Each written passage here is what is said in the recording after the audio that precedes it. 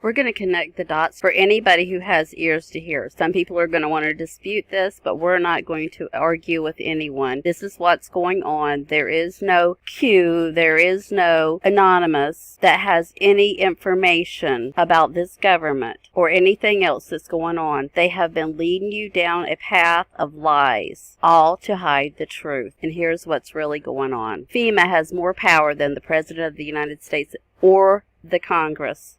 It has the power to suspend laws, move entire populations, arrest and detain citizens without a warrant, and hold them without trial. It can seize property, food supplies, transportation systems, and can suspend the Constitution. When a state of emergency is declared, Executive Order 11921 allows the Federal Emergency Preparedness Agency to develop plans to establish control over the mechanisms of production and distribution of energy sources, wages, salaries, credit, and the flow of money in the U.S. financial institution in any undefined national emergency. It also provides that when a state of emergency is declared by the President, Congress cannot review this action for 6 months.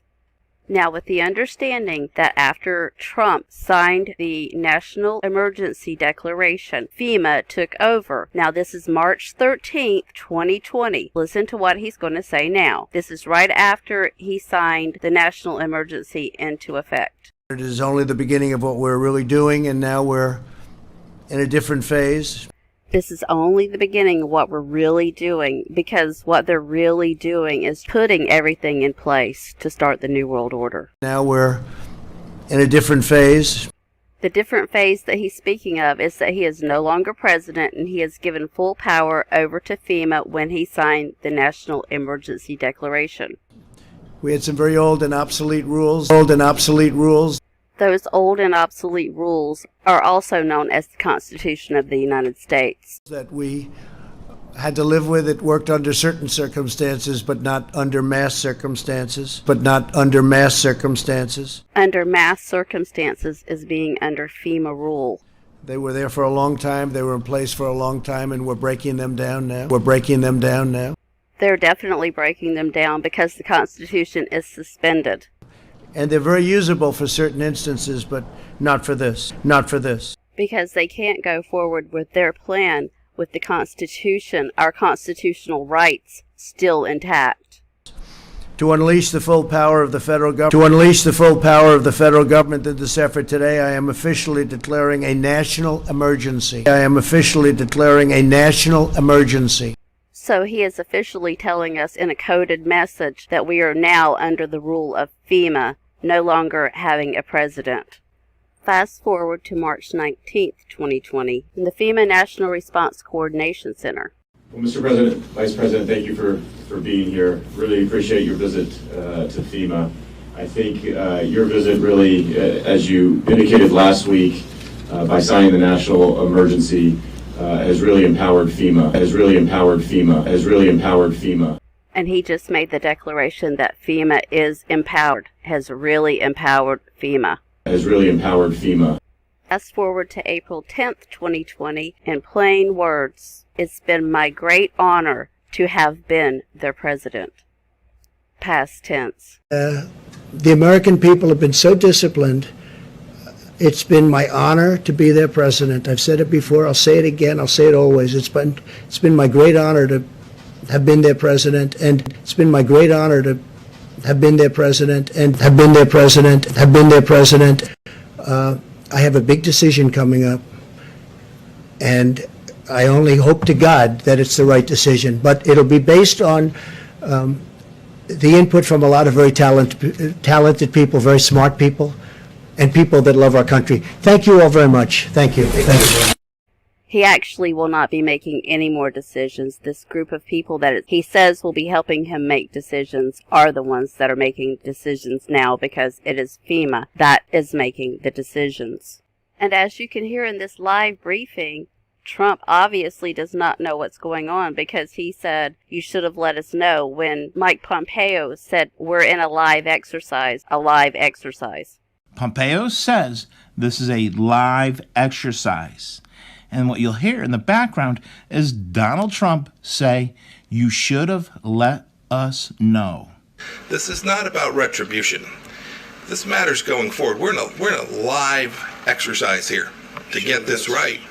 We need to make sure that we're in a live exercise here to get this right. We're in a live exercise here to get this right. We're in a live exercise here to get this right. Does he sound like a man that's in control of anything anymore? He just looks like he has just lost his best friend in all of these videos that we're seeing now ever since he signed the National Emergency Declaration. I'm sure most of us thought that FEMA was created to help people in disasters. But here's the truth about FEMA. FEMA was created in a series of executive orders. A presidential executive order, whether constitutional or not, becomes law simply by its publication in the Federal Registry. Congress is bypassed. Executive Order 12148 created the Federal Emergency Management Agency that is to interface with the Department of Defense for civil defense planning and funding. An emergency czar was appointed. Executive Order 12656 appointed the National Security Council as the principal body that should consider emergency powers. This allows the government to increase domestic intelligence and surveillance of U.S. citizens and would restrict the freedom of movement within the United States and grant the government the right to isolate large groups of civilians. That's where we're at right now, people. We are all being told what to do, where we can and can't go. The National Guard could be federalized to seal all borders and take control of U.S. airspace and all ports of entry. Executive Order 10990 allows the government to take over all modes of transportation and control of highways and seaports. Executive Order 10995 allows the government to seize and control the communications media. Executive Order 10997 allows the government to take over all electrical power, gas, petroleum, fuels, and minerals. Executive Order 10998 allows the government to take over all food resources and farms. Executive Order 11000 allows the government to mobilize civilians into work brigades under government supervision. Executive Order 11001 allows the government to take over all health, education, and welfare functions. Executive Order 11002 designates the Postmaster General to operate a national registration of all persons. That's where your census comes in. Executive Order 11003 allows the government to take over all airports and aircraft, including commercial aircraft. Executive Order 11004 allows the Housing and Finance Authority to relocate communities, build new housing with public funds, designate areas to be abandoned, and establish new locations for populations. Executive Order 11005 allows the government to take over railroads, inland waterways, and public storage facilities. Executive Order 11051 specifies the responsibility of the Office of Emergency Planning and gives authorization to put all executive orders into effect in times of increased international tensions and economic or financial crisis. Executive Order 11310 grants authority to the Department of Justice to enforce the plans set out in executive orders, to institute industrial support, to establish judicial and legislative liaison, to control all aliens, to operate penal and correctional institutions. And Executive Order 11049 assigns emergency preparedness function to federal departments and agencies, consolidating 21 operative executive orders issued over a 15-year period. We are Americans, part of something larger than ourselves. For 2 centuries, we've done the hard work of freedom, and tonight we lead the world in facing down a threat to decency and humanity. What is at stake is more than one small country.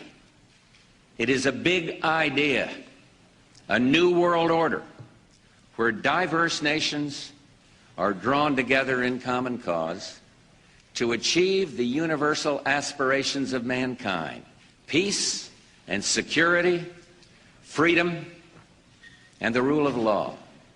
Such is a world worthy of our struggle and worthy of our children's future. We have before us the opportunity to forge for ourselves and for future generations a new world order, a world where the rule of law, not the law of the jungle, governs the conduct of nations. When we are successful, and we will be, we have a real chance at this new world order, an order in which a credible United Nations can use its peacekeeping role to fulfill the promise and vision of the UN's founders. Hopefully this has opened some of your eyes so that you can see where we're at in this timeline. This is true. This is what's going on. These are facts. Y'all have a blessed day.